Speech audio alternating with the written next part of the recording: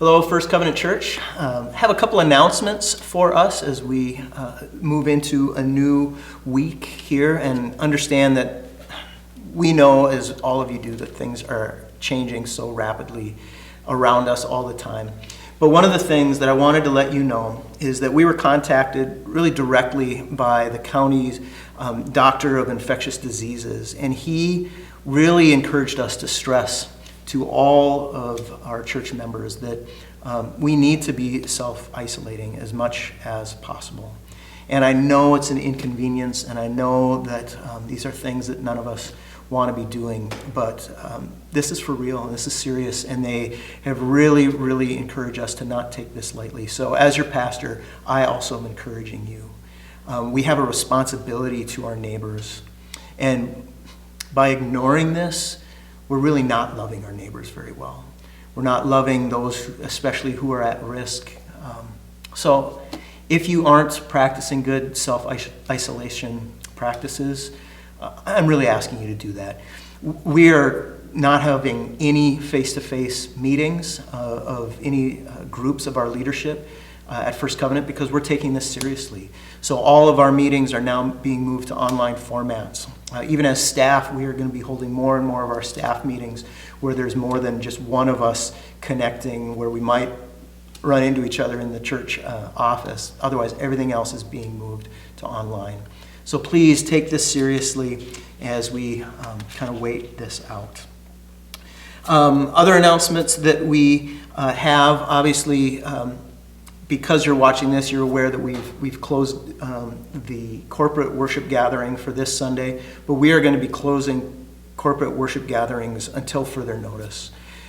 So when the CDC and government officials tell us that it's okay for us to start meeting together again, that's when we will resume that. The other thing is, I want to know that you to know that even though we are in maybe physical isolation, we're not really in social isolation. And so please continue to reach out to one another, call each other up, text one another, reach out via Facebook, the myriad of different ways that we have to connect with one another. Please take full advantage of that. I want to applaud our Caring Friends group that's already making sure that they're reaching out and making contact regularly with those who have been homebound, and we're going to expand that in new ways.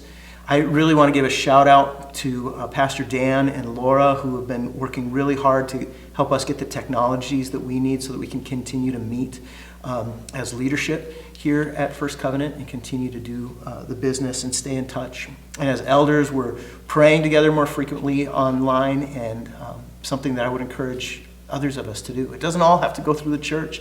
Reach out to one another and just say, hey, how you doing? And let's pray together. Could be some great opportunities. Best way for you to stay in touch with what's going on at First Covenant Church is to download the church app. Put it on your phone, put it on your tablet.